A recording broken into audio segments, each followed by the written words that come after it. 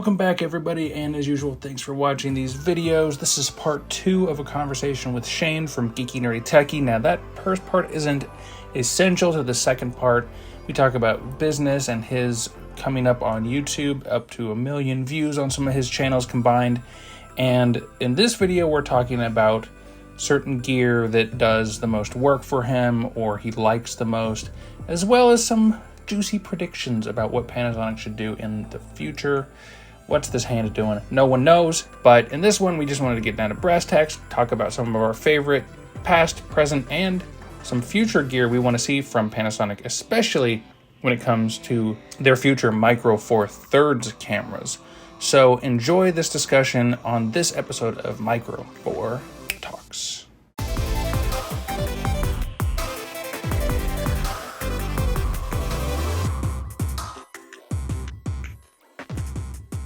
Okay, so I just wanted to talk with you a little bit about gear. I mean, I think we both try to emphasize as much as we can in our channels that even though we talk about gear all the time, and a lot of times the newest stuff or some high-end stuff, that you don't always need the best gear, the highest end gear, the newest gear, but it's still fun to talk about. So I figured we'd just kind of go down the line here and talk to you about a few things that maybe people don't know. So in that Lumix kind of sphere, do you have like what would be like a workhorse camera or a Workhorse Lens, or that really just like built your channels up, or you got the most mileage out of? Like, what really was just like a solid lens and camera?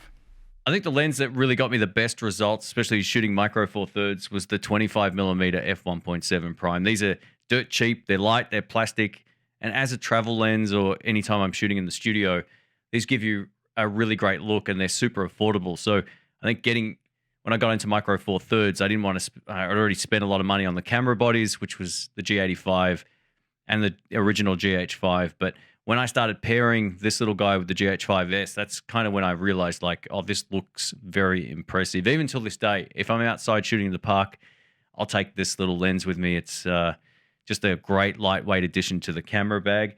And another one that I used to death before, I don't have it anymore now, but one of the lenses I used all the time was the 15mm f1.7 Leica prime lens from Panasonic. That, to me, just gave me a much more premium look than the kit lens I had at the time, and I used that for years. It was a really great little lens.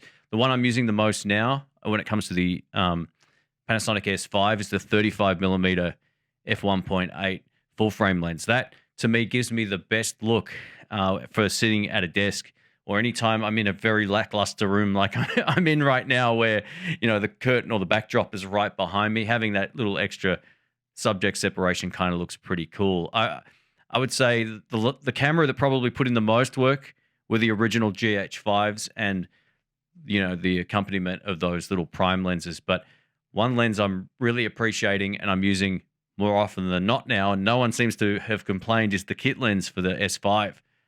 I love that thing. It's a 20 to 60 millimeter f3.5 to 5.6, which sounds really boring, but the 20mm wide end looks so good. And I'm actually a bit sick of the extreme blurry background look. It's actually quite fatiguing, and I sort of always wanted to get into that and have that look, and then I got sick of it really quickly, which is why I still love shooting Micro Four Thirds. And in the studio, I was talking to a friend of mine about this, that, you know, I bought all these fast lenses and then I'm stopping them down to f3.4 so I can get something in focus on the desk, which is exactly the equivalent of this 25mm f1.7 for Micro Four Thirds. So, you know, I've sort of done a bit of a 360 or 180 when it comes to my camera gear. I use a selection of different things for different types of shooting scenarios, but I love this little 25mm lens. It's arguably the lens that I've used the most over like the last 10 years, or maybe not quite 10 years, but a long time at least anyway. Yeah, I recommended my brother get that, actually. He does a lot of outdoorsy stuff and things like that, and you know, he's trying to keep the size and budget low down, but still get a little bit of ruggedness. So I actually recommended the original, well, I wouldn't say original, I guess, but the GH4, like the first camera I had, because it's still really solid for stills, still has 4K video, and really good 1080p video. But we keep finding more and more things in common with you, because I am actually on the 15 millimeter right now. It's been perfect for my desk stuff. I think I was really diving deep in the video, and I found some of yours were some of the more contemporary reviews looking at that lens. The rest of them were from back when it released, it seemed like, and so I actually picked that up for my G100. It's a great little combo with that camera as well. And yeah, I totally agree with the blurry background. I'm trending a little bit wider as well, so I've also got the 35 millimeter for my S5, and I also love the kit lens, because 20 millimeter, I think 24 millimeters used to be wide, but now it's the standard lens on an iPhone. So it's really 24 to 35 is normal now. 50 and up is more telephoto, even though 50 used to be normal. So things are trending a little bit wider, a little bit more deeper depth of field. So I think we're aligning a little bit there for sure. I wanted to ask you as well, this might be the same, so if it is, we'll cut it out, but do you have like a favorite camera or a favorite lens that is separate from your workhorse lenses and cameras that just like speaks to you, or every time you use it, even if it's not that much, you love the results? Is there anything that has like stood out just in terms of like usability and like the process of using it? Yeah, I love the GH5S just in terms of its straight up image quality to price to performance ratio. Everything about that camera is great if you're doing like a multi-camera setup, for example. They're much lighter than the original GH5 and new GH6 and all the other cameras. But, you can also, if you need more than one and you pack them in a bag, you've also got the advantage of taking those really small little prime lenses with you. And this is where I think still Micro Four Thirds has the advantage. Sure, some of the bodies are a bit heavier, but I think the lens selection is still vastly smaller on the most part, and while maintaining like an affordable price point. So for me, that the GH5S is pretty great with that sort of like extra 9% field of view. And I compared it up against my Sony FX3 just the other day here in the studio. Very sort of like one-dimensional test, but it is what it is, and I thought it looked every bit as good, minus the difference in the black background blur.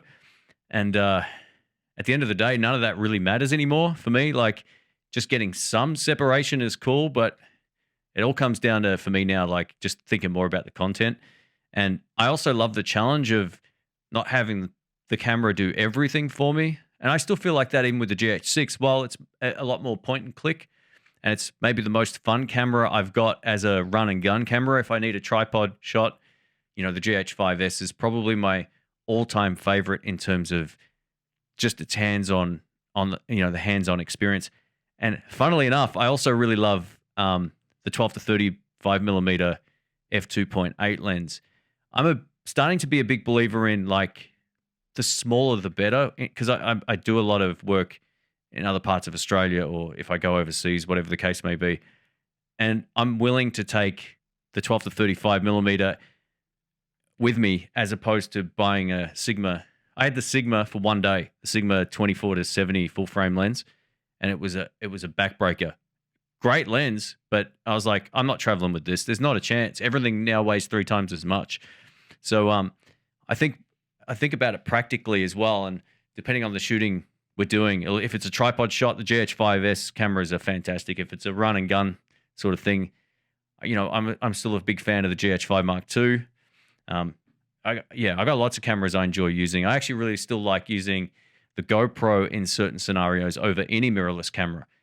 It just gives me the best results. How about yourself? What's your favorite to use hands-on, or the Dark Horse camera? So I'm definitely getting very into like the Micro Four Nerds thing, which is like, I just love the little G100. It was such a mismarketed, weird, weird cousin, like third cousin, like whatever camera. But when I don't know what camera to bring, I bring the G100, because G100 with that Leica lens or with that tiny, 12 to 60 or 12 to 45 or whatever, that tiny pancake kid lens that like pops out that it comes with. Yep. It's just, I mean, you can fit it in a jacket pocket. And I always wanted one of those like little tiny Pentax Q cameras, and this G100 is like kind of the closest I got to that. And so, I've shot a little bit of B-roll with it. I've shot a couple YouTube videos at my desk with it and the 15 millimeter. And so for cameras, it's kind of the G100, even though it's objectively not great and probably not amazing value. It just, it's made some really great images on some of my vacations with this little, I went on a vacation with the G100 and just the 15 millimeter just to see if I could pull it off. And I brought the 14 to 140 as a backup, which I'm glad I did. But for most of it, that went really well. And then my, as much as I don't need super blurry backgrounds as much, I always have had a special place in my heart for the Midicon 25 millimeter 0.95. It's just a ridiculous lens, but something about it has just always kind of spoken to me. So I have a video on my channel actually called My Favorite Lens with the GH5. I should probably change it to GH6, but yeah, just like the rainbow flares and the like weird blurry backgrounds and things like that just always were like, you know what, this is just super fun. And I think super shallow depth of field is mostly just like kind of fun sometimes, and not super helpful. But when it comes to my irrationally favorite lens, I think it still is probably that little Midicon, even though I have the cinema version now, which is a little bit chunkier and easier, or not as easy to take around with me, but it's funny how that works. I haven't used one of those lenses before, but I've seen them online. They look pretty impressive. But the G100 is definitely one of those cameras that, like, they ran into the goalpost as opposed to kicked it through or whatever the metaphor is with the release of that. Yeah, they should have just left the whole vlogging thing off of that camera and just marketed it as like the most compact micro four thirds camera you could buy or something like that. Speaking of which, a question that might be helpful for people, if you're pairing, say, the G100 with the 15 millimeter lens, for example, or whatever lens you choose to use, how big of a difference do you see between the image quality out of that with comparable settings up against just changing that lens onto, say, the GH5 or 6 in terms of just comparable settings? Do you see a massive difference? Oh, not at all, really. I mean, the photos are great, the video is fine. I mean, it's really the biggest thing you can tell is like the low light and the stabilization is missing from like the GH5 or 6, for example. But, I did a photo shoot in Baltimore. There's a really, I guess, kind of famous graffiti alley, and I took some photos in there. I boosted some of the colors in that like crazy. None of it broke, and I was like, I know it has not the most traditional shutter. I don't know. It's supposed to be worse for photography for some reason, but I was just like, every photo I take with it, I'm just like, man, this is just really solid. So yeah, that's great. Did you ever see Marcus Pick's video on that with he did with his wife? That he did a really great video on the G100. No, I think his video and Emily with Micro Four Nerds videos are some of the best on YouTube. Yeah, hers is great too. I love her channel. She's great. But yeah, I was so close to buying one the other day. They had them less than half price. I think they were like $3.99 Australian, which is ridiculously cheap. It's like probably close to $300 US or something like that. I was like, oh, I don't need it, but man, it would be cool. But just based on its like how small it is, and knowing that the lens is one of the most important things you can, or if not the most important thing you can throw onto the camera, I was like, oh, I've got some good glass already. Maybe I could make that work. And I ended up talking myself out of it because I was like, well, why would I use that over the other cameras? And then I thought I was going to ask you before. I think we're kind of similar like this. You sound like you also enjoy the challenge of using stuff that isn't the flagship product. I could be wrong, but that's the vibe I'm sort of getting. Yeah, I mean, I think I definitely do. I was pretty stubborn on like, I'm not going to buy the GH6, which I failed at. I don't need this. I don't need that. Yeah. But And I think that's why I'm kind of attracted to Panasonic in the first place, because they definitely are a bit of an underdog in themselves, you know? Yep. And so even using the highest end Panasonic camera still feels like you're kind of like proving something or proving someone wrong or something like that. I mean, I tell people I shoot on Panasonic after I show them one of my short films or a commercial I've done, and they're like, you can do this with a Panasonic? And so it's fun to see people's reactions. They're like, I thought this was an Alexa or something. And I'm like, no, it's just the GH5. Yeah, they just get dismissed by everybody who only thinks about the one thing that they were missing, you know, the autofocus. Everything else, like the GH5 came out so many years ago, and it's so ahead of most mid to high level cameras now. Like it came out in 2017. There's some cameras that are being released which are far more expensive. They don't have any of the like the filmmaker tools built into them, and it's like they're such great cameras. But yeah, you can't convince some people. It's like I think you and I are very similar. We like to kind of dive in there. We like to make it work for us, and it gives you a broader understanding of what it is you're trying to do as well. Like you understand how manual focus works. A lot of people seem to think it's like the most, you know, scary thing. That'd be a great video, how to manually focus on a camera, because it's not that hard. You know, it's like, yeah, it is definitely like an underdog mentality with Panasonic. But I feel like that might, like, they were huge with the GH5. I remember Max Urev and everybody was using them. Tony Northrup, we used a DP review back before they changed the, you know, over to the new channel. But everyone was shooting with those cameras, and then the Sony kind of just took over. I feel like this will be the start of them coming back and maybe getting a bigger market share based on their.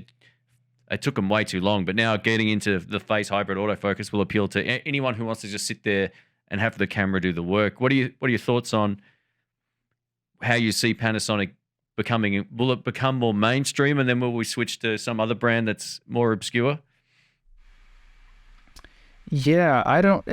I've had mixed feelings about this, you know, because I'm like it feels like a new era. It feels like things are changing for Panasonic and could change, and the S5 II is going to just be the start of that. Mm-hmm. But, you know, my first thing was like, all the cameras they've done before are great. Even if I get the S5 II, it's going to be nice to have really amazing autofocus on one camera. But I only really need it for one camera, so I'm going to probably stop there and stick with everything else. So, you know, I think the better Panasonic does, it's going to be better for everybody, even if you never upgrade to one of the cameras that they do with phase detect, because it's going to give them more money for research and development to improve the features that people do care about. Yep. And that's the thing, you know, if you don't like phase detect autofocus, you just don't have to use it, which is kind of the beauty of these cameras. If there's a feature you don't like, or a picture profile you don't want to use, don't use it, or get another camera, because they're out there. You know, if you like the tilty screen, the S1H is still an amazing camera, and so it's going to be interesting to see what Panasonic does. But you know, it's an interesting time. It feels like. I don't know. It's a very peculiar feeling, I have to say. I'll tell you what, it's, you know, I noticed this going over to the Sony stuff when I needed cameras with autofocus. Back before the GH5 Mark II came out, the autofocus was okay, but it wasn't ever great. I remember going out into the park shooting videos before I was using the app and all that kind of stuff to lock focus. So I had to go back and shoot so many parts a second time. I was like, oh, it's like so out of focus. Like it wasn't even close to being over the box, or you can't see the screen. And this is before I knew about, you know, some of the tools that you could use to make it work for you. But having that autofocus is just like a time saver, especially if you're on your own. I can see this being like for people like yourself who have you tried the S5 Mark II yet? I have not. Okay. I'm waiting for my local camera store to get it in and for me to get enough money. Cool. It's weird because it gives you've got all that great stuff that we've had for years in the cameras, but you don't have to keep looking at the screen. It's the weirdest feeling looking at the Lumix logo going, am I in focus? Is it okay? Is it, you know, you're just always double checking it, even if you think you trust it. There's always that slight hesitancy when you first set up your shot, for example. But it actually works great. The reason I got into the Sony was because if I'm not behind the camera, I wanted it to be, wanted my face to be in focus. And when I'm out doing run and gun stuff, and this is every bit as good, but you get way better video features. The only thing I'm a little bummed about with the S5 Mark II is the crop at 4K 60. I feel like if you love shooting that, I still don't know if if you only shoot 4K 60, I don't know if I'd recommend it as your primary camera, even though the autofocus is awesome. But otherwise, the experience with it was awesome. The new IBIS is great, and yeah, it's all the stuff you love about the Lumix cameras, but with the peace of mind knowing that it's going to nail focus with that body tracking detection. I actually had that camera about 2 months before, or about a month and a half before, I think everyone flew over to Japan. So I had it for quite some time because I was doing some training material for Panasonic. And I'm not sponsored by them, but they paid me to make some training material videos for them. And yeah, I clicked on one and I was like, this is a familiar a familiar voice and a familiar face. Yeah. A lot of people are like, you an ambassador now? I'm like, no, I still shoot with plenty of other brands, but the instant feedback was leave body detection tracking on. And I didn't even think that would actually get up the ranks of anyone in that business. But when I saw their press release for it and they did that big video, first thing they said, turn on human body tracking. With that on, it's so good. If you've been waiting for really reliable autofocus, that's the mode to use. And I actually had 3 different firmware throughout the testing period. The first one worked really well, but not quite as good as the second one. And by the third one, the IBIS was better and the autofocus was flawless. It was actually outperforming my Sony. So yeah, if you're a fan of all the other stuff that you've had in Panasonic cameras, but you need good autofocus, it's by far the best. It's not even close. It really is a step up over a lot of, I would say it outperforms Canon, and maybe not all Sony cameras, and they've both got their strengths, but it's a little bit more intuitive because of the body tracking thing.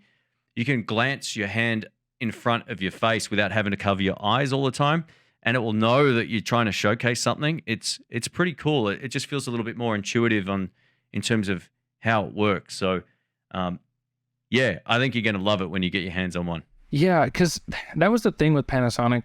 More than the autofocus missing, I think it was the fact that their detection was not bad. Every time you looked, the box was in the right place, but it was just, is it actually managing to get there?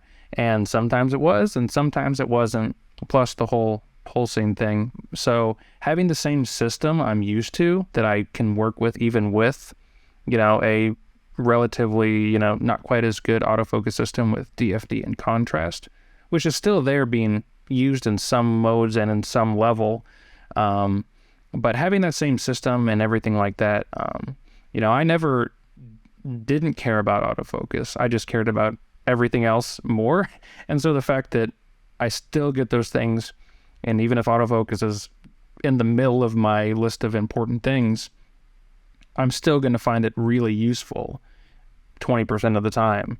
And that's probably just about enough for me to get it on top of all the other upgrades. And so I think it's a good move at the end of the day. And it's been interesting to see the reaction to it online, both positive and negative. So, because there's always going to be someone who's upset about some of these things, which I understand. But yeah, I think each of these cameras kind of have their own strengths, and if you're already in a workflow where you're not really using autofocus at all, I never use autofocus in the studio unless I need to show something in front of the camera. But generally, I'm just sitting here locked off on manual focus, and it works. And if you already got that kind of workflow, the new camera shouldn't really change anything that you already own. If you're getting great results now, you'll still be able to get great results with what you have. And I think,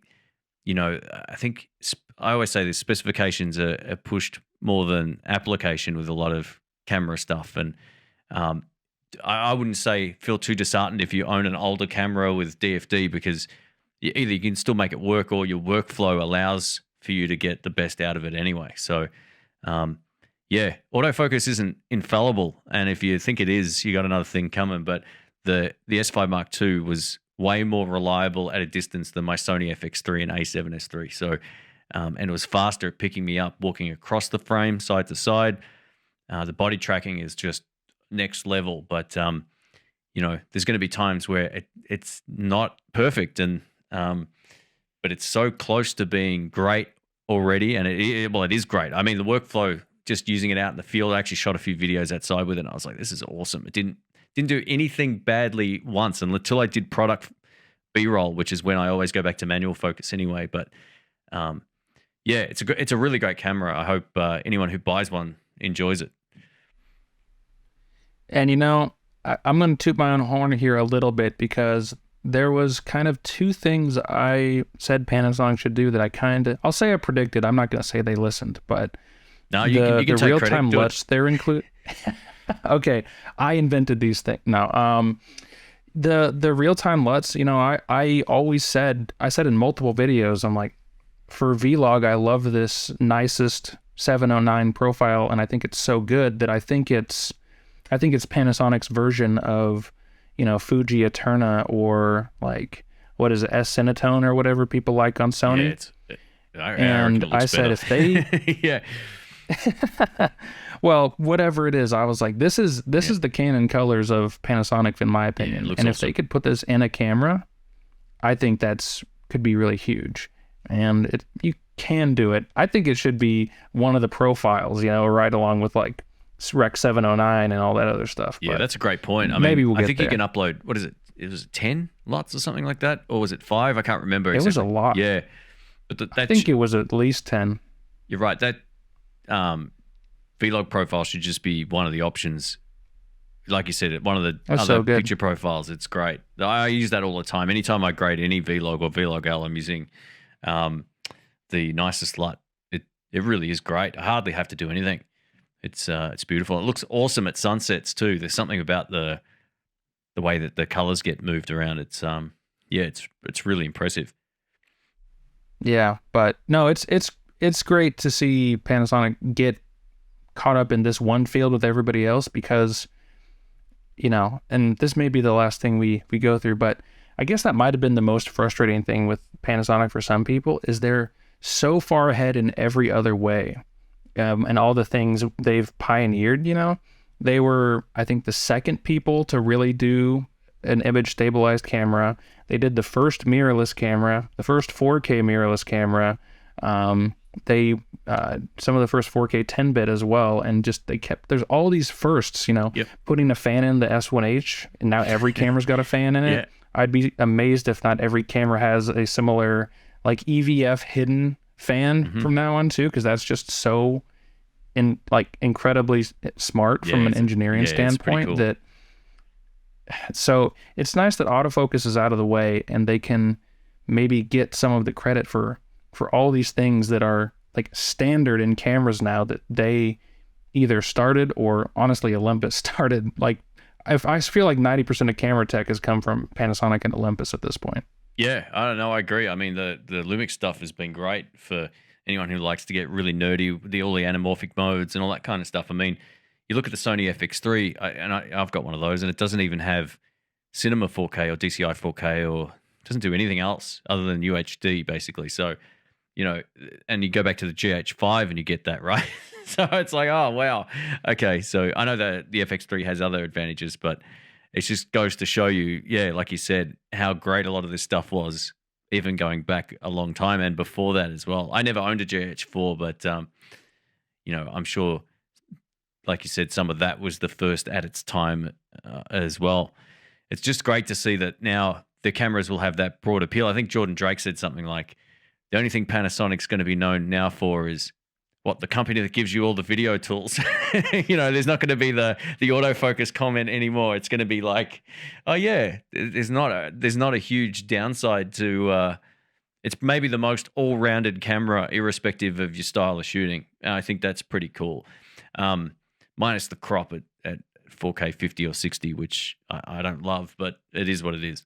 For the price, I still think it's pretty good.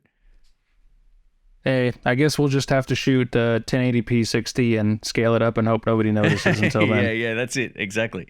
All right, let's wrap this up on a prediction. If phase hybrid autofocus comes to micro four thirds, what would you like to see it come to in terms of a camera model, and what do you think they'll actually release? I don't have any information on this, but I'm going to make a prediction as well right after you. So you go first. I mean, the thing everyone's talking about now is a GH6 Mark II or whatever, flagship video thing. But I'm going to go back to a conversation I had with Paco Films on a previous episode, and I think a G9 successor is prime for showing what Panasonic and Micro Four Thirds can do with phase detect for photography as well as video, because everyone talks about the S5 Mark II for a video camera, and like for photos it's like it's kind of about the same. But seeing like a really beefed up G9 that can do crazy burst rates with phase detect, I think might be kind of crazy, because that camera has an insanely loyal following. So yeah, it's still I'll say popular G9 today. Yep. Mark II. Yeah, great. Yeah, I was also going to say that. The one I would like to see show up first, as opposed to replacing the GH6 already, which, I think that would be cool too. But, the GH5 Mark II is a really underrated camera. I'd love to see that as a GH5 Mark III. I know that sounds really counterintuitive, being that we already have a 6. But I would love to see, back when the GH5 was out, everyone said if that had phase detection autofocus, it would be like a no-brainer. Everyone would be buying it based on the fact that it was pretty much one of the best all-rounders. And I would love to see a GH5 Mark III. I don't know if they'll ever release another one in that line, but I would love to see that get that new phase hybrid autofocus. I think that would be a great price point for people to get into while still getting like all the pro features, even if they kept everything else the same. No 6K, just straight up, 4K with phase hybrid autofocus. It would be a monster. Oh man, that would be an interesting move, because the name is so legendary. Yeah. And just one or two tweaks, 4K 60 10-bit, no crop with autofocus. That could be big. Yeah, I would love to see that. I would pretty much sell a lot of other stuff and buy a few of those if that ever came out. It'd be great. And, I said that was the last thing, but this is the real last thing. Cool.